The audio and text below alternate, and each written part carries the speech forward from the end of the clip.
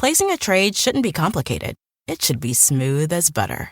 The Fidelity app makes investing easy with zero-commission U.S. stock and ETF trades, no account minimums, and fractional shares trading. Fidelity, where nothing comes between you and the trade. That's smooth. Download our app free from the App Store or Google Play. Sell orders are subject to an activity assessment fee from 1 cent to 3 cents per $1,000 of principal. No account minimums apply to retail brokerage accounts only. Fidelity Brokerage Services, LLC. Member NYSE, SIPC. Have you heard? Sling TV offers the news you love for less. Hey, wait. You look and sound just like me. I am you. I'm the same news programs on Sling TV for less. You mean you're me, but for less money. A lot less. I'm all the favorite news programs and more on Sling TV starting at just $40 a month. Everything great about me, but for less money? Which makes me greater, don't you think? Get the news you love and more for less. Start saving today. Visit sling.com to see your offer.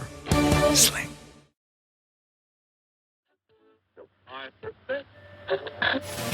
Welcome. Greetings, you gorgeous, handsome humans, and welcome to another spicy AFK solo episode.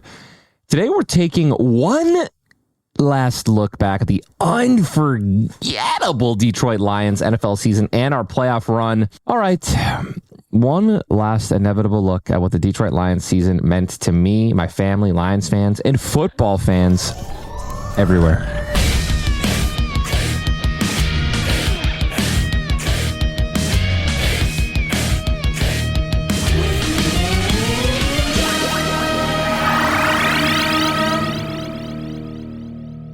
Well, I think it's no mystery that going into the postseason, slowly but surely, as teams started to fade away, that the Lions became America's sweethearts. You know, the new Dallas Cowboys is what we're being referred to as. You know, America's real team. You know, all about grit. And obviously joking, but not. And everyone really was rooting for the Lions, especially against the Niners. Very sad loss, but what the whole season meant to us, man, it's something that we've been looking for a very long time, right? Dan Campbell proved to everyone that, the Lions aren't a terrible team, man. We're not a terrible organization. We really turned it around, starting from our draft to Laporta and Gibbs and Branch, some of the most amazing players on our team, and they were rookies, and everyone doubted us, and everyone doubted those draft picks, and everyone said that, we were it was like a fantasy draft. We weren't, they weren't going to do anything for us. And dude, we made them, they just fit perfectly into our scheme and what we were trying to accomplish. So starting from the draft and going all the way to the end of the season, dude, Dan, the Lions just, I can't even, it's I feel like we have a team. I feel like we have a team again, and an actual team to root for, right? That can win games and close out clutch games. And obviously, it's not what happened against the Niners, but every single game leading up to that moment just proved that, everything in my brother's minds and my minds and all Lions fans everywhere, just proved us wrong, which is what we needed, right? We won our first our first playoff game at home in 30 years, our first Ford Field home playoff game. We had 2 playoff games at home, right? We took out Matthew Stafford, who's probably one of the best quarterbacks, top 5 QB in the league right now, in my opinion, top 10 quarterback of all time.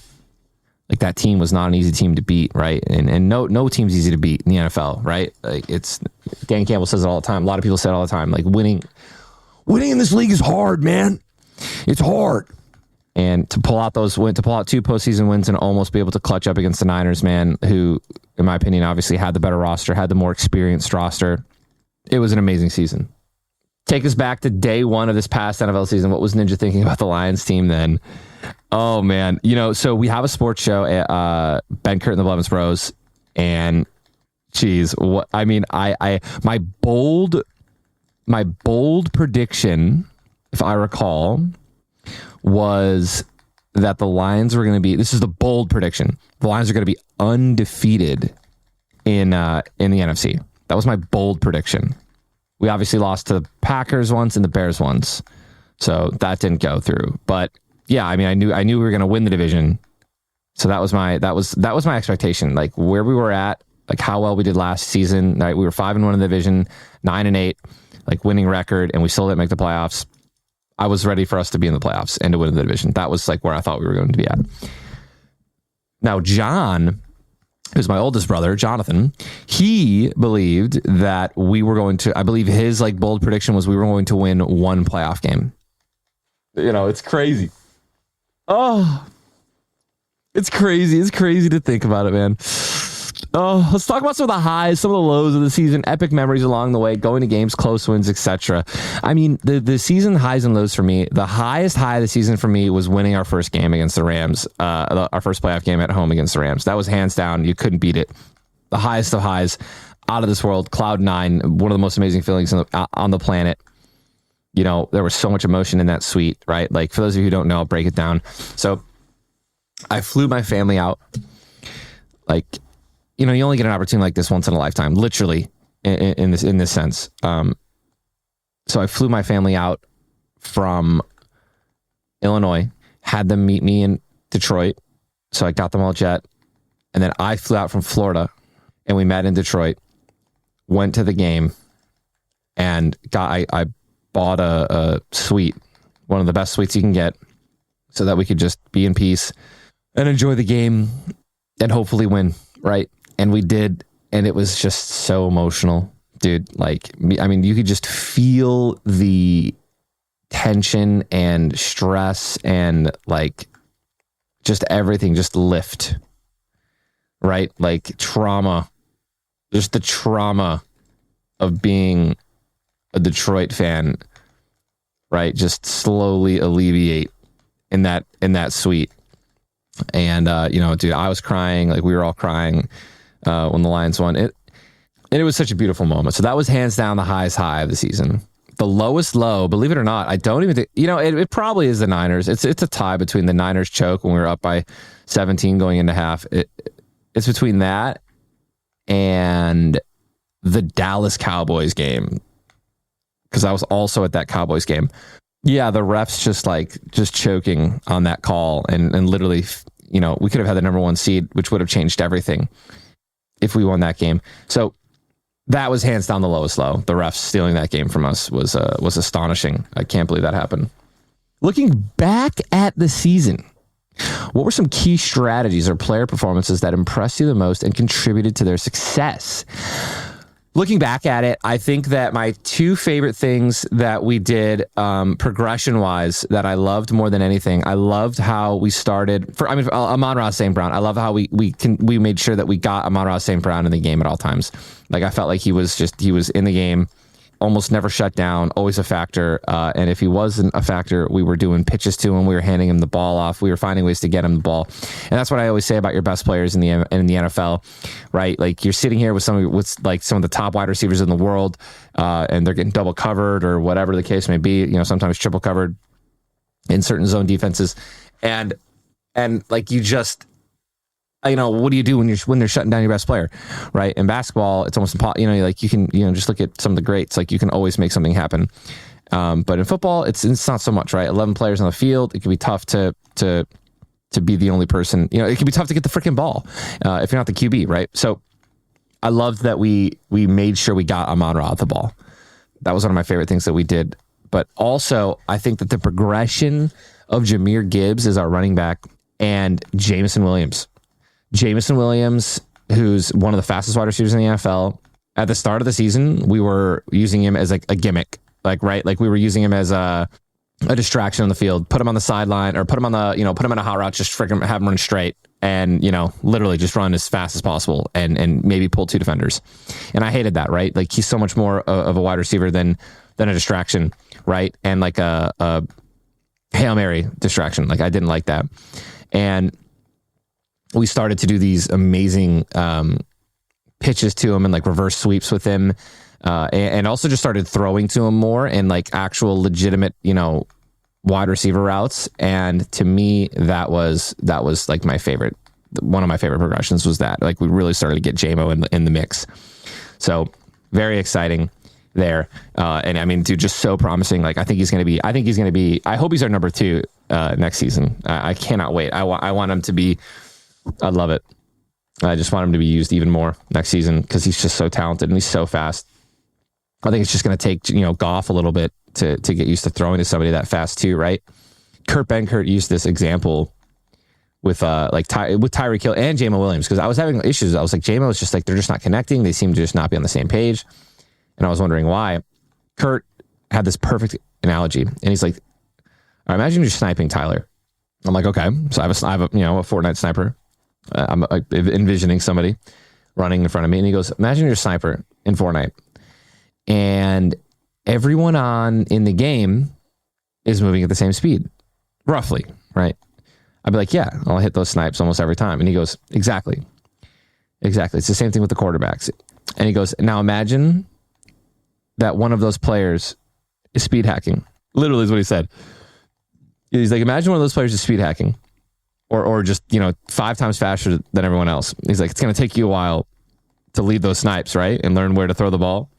And I was like, oh my God, you're right. That's genius. And he goes, that's exactly what it is for players like Tyreek Hill and Jamal Williams and these guys who are just so fast that like the quarterbacks literally, they get to routes faster. Like it's crazy, right? They have to completely readapt to where they're throwing the ball. So I absolutely love that. And I felt that later in the year. It just seems like they were connecting a lot more. So I think they're going to be a scary wombo combo next year. And then also, last but not least, Jahmyr Gibbs. Jahmyr Gibbs, he was, if you drafted him first round or second round in fantasy, I feel bad for you, son, because he was just really not utilized until the second half of the season. Once we kind of figured out his place in the offense. And just a huge shout out to Montgomery handling the early load of the season. Dave Montgomery's an absolutely incredible running back, and so is Jahmyr Gibbs. So I'm really, really, really excited to see where that wombo combo dynamic duo ends up next year, because I feel like we'll really perfect how we're going to use them.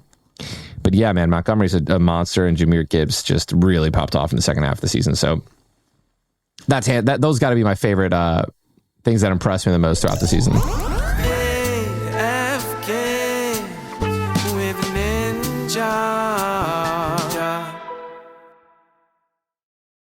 Shopify is the global commerce platform that helps you sell at every stage of your business. With the internet's best converting checkout, 36% better on average compared to other leading commerce platforms, Shopify helps you turn browsers into buyers. In fact, Shopify powers 10% of all e-commerce in the U.S. Sign up for a $1 per month trial period at shopify.com/podcastfree. All lowercase, shopify.com/podcastfree, shopify.com/podcastfree.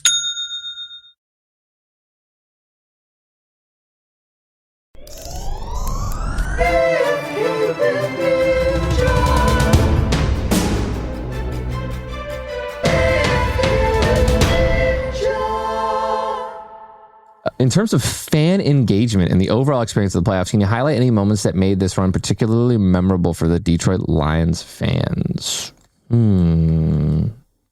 think that to keep it simple, I think just literally the fact that we won a home game and that we won a playoff game. No joke. It's just so funny that's how easy it is. But literally, what made it memorable is that we hosted our first home game at Ford Field ever, and our first home playoff game in like 30 years, and we won. That is what made it memorable. As for the engagement, I mean, the fans, dude, the Lions fans are the best fans.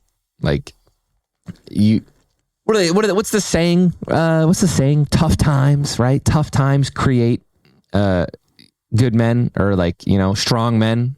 Tough times for 50 years, 70 years created tough fans. Dude, we're the toughest fans in the NFL. Those fans are good fans to be around. No one likes being around fans that are just, making fun of the other team and just cocky and annoying, acting like they're the ones on the field making the plays, right? That is so annoying. And that's not Lions fans. Except it is from me to Tim, because, Tim's Cowboys suck. And it's so funny to just, push Tim's buttons.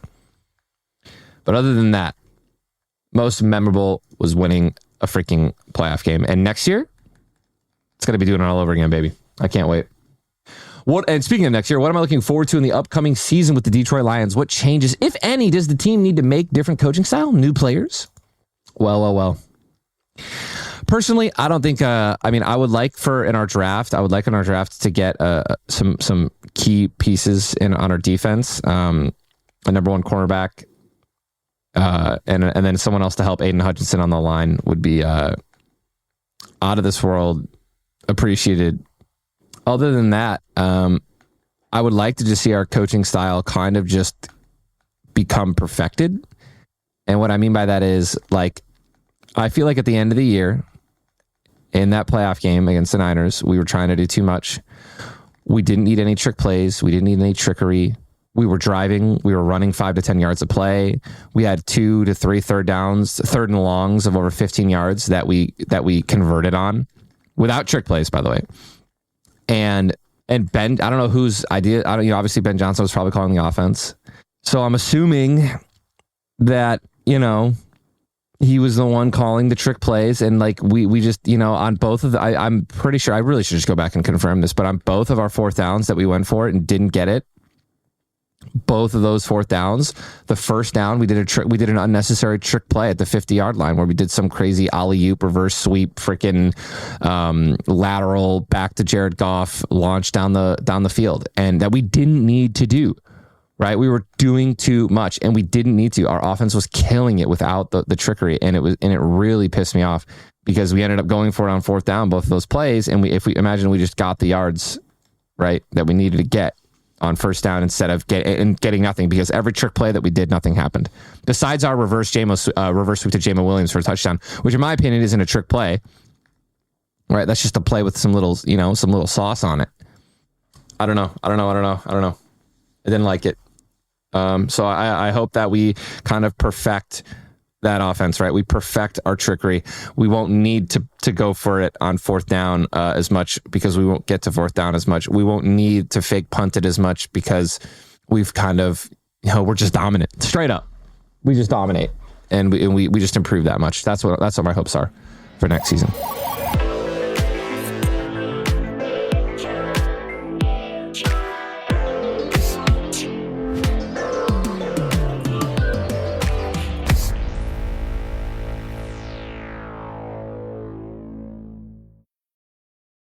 Shopify is the global commerce platform that helps you sell at every stage of your business. With the internet's best converting checkout, 36% better on average compared to other leading commerce platforms, Shopify helps you turn browsers into buyers. In fact, Shopify powers 10% of all e-commerce in the U.S. Sign up for a $1 per month trial period at shopify.com/podcastfree. All lowercase, shopify.com/podcastfree, shopify.com/podcastfree.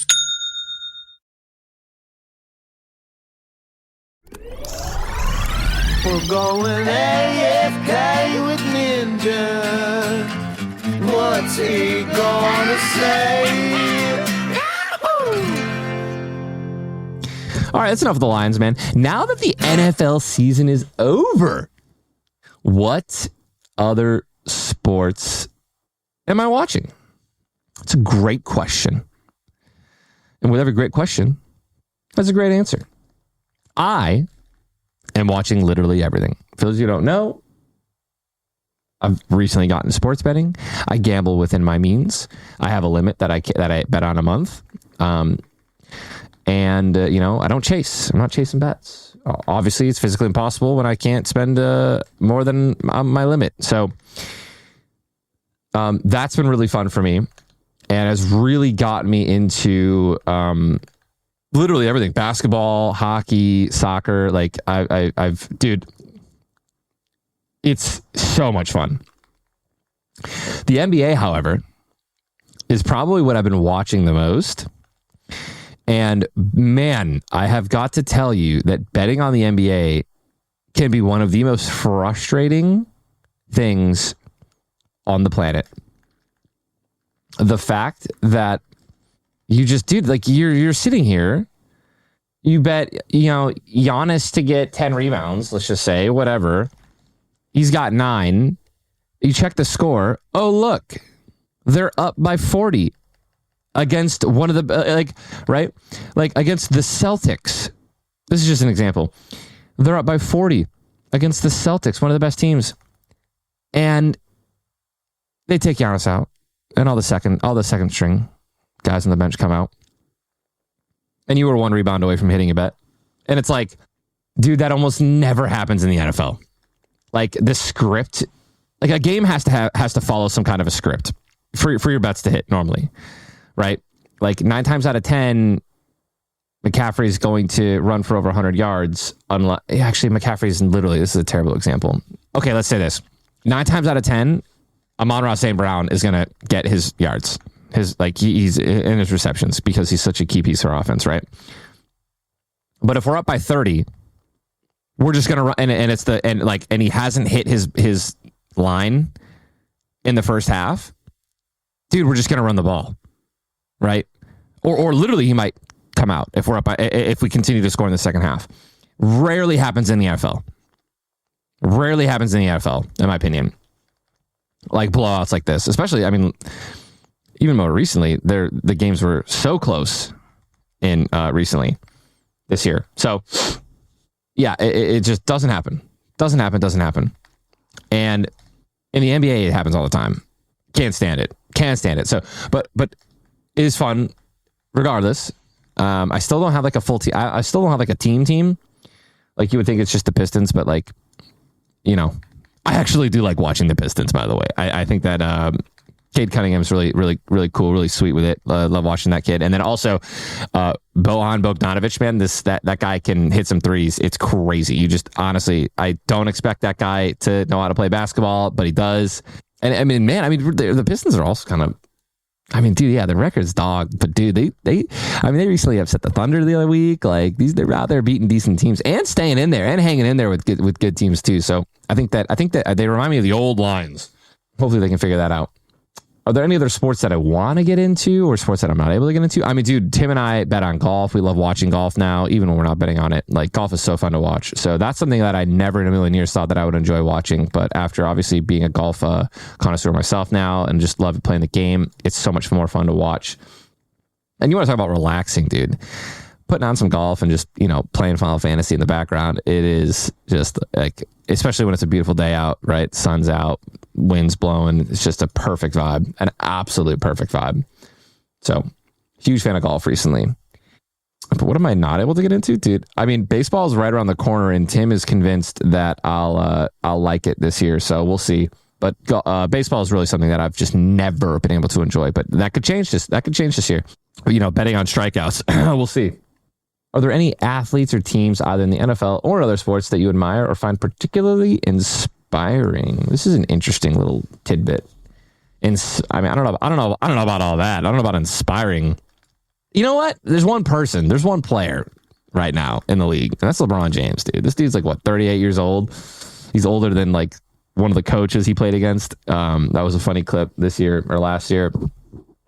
The fact that he's just so dominant and he's so tall and he's so massive and he's still hanging in there, man. He's playing just as much as all the other guys and just dominating and still somehow putting up 30 bombs every once in a while, dude, hitting triple doubles at his age. He's crazy. So I think that just like, you want to talk about inspirational, right? It's like, dude, you still want to be, you know, you ask a 18-year-old, you know, somehow going in the NBA. It's like, hey man, what do you want to do in 20 years? And he goes, I still want to be playing. And then you're like, yeah, I doubt it. But then you look at LeBron and he's done it. It's like, you know, it that's inspirational, especially to young kids out there who want to be the next him, you know? So very cool. How do I see the role of sports in my life and in society at large, especially in terms of bringing people together and providing entertainment and inspiration? I mean, dude, I love sports, dude. I think sports is one of the most important things in the world. You want to talk about things that bring people together? I feel like 9 times out of 10, sports brings people together, and then there's the 1 out of 10 degenerates that don't understand that it's a game, and they take it way too seriously. In the sense that they'll like literally get in a fight at a game, like those guys. Like, dude, if we can just take all those fans, put them on an island, right, and then have them like form their own team and gang and stuff like that, good for them, right? We should do that. Because the other 9 out of 10 people that actually just enjoy the game and can just sit civilly, you know, when they're playing against their teammate or their opponents, etc., and you know, their rivals and have good banter. That's what it's all about. And just look at soccer, bro. Like look at what soccer's done. I mean, dude, you want to talk about fandom and to be a part of to be a part of something like a soccer team as a fan, like that's one of my favorite things to watch lately is soccer, and just to hear the fans for 90 minutes straight just chanting. It's unbelievable. Like, it's unbelievable. I love the no stoppage until, the halftime. The halftime's a little bit longer than normal, but like in terms of spectating and watching, it's one of the most amazing things to be a part of. But yeah, I wouldn't want to live in a world without sports, and I'm happy that we don't have to, I'm very happy that we don't have to do that. And we won't have to find out what it would be like without sports, hopefully. So, absolutely blessed. And, ladies and gentlemen, that really just wraps up this next solo episode of AFK with Ninja. Wraps up our gaming journey today. So thank you all for tuning in. Make sure to show your support by hitting that follow button, whether you're on Spotify, Apple, or any other platform. Your comments, ratings, and reviews are treasure, brightening our days and helping the show reach more listeners like you. So until the next adventure, take care, everyone. Take care.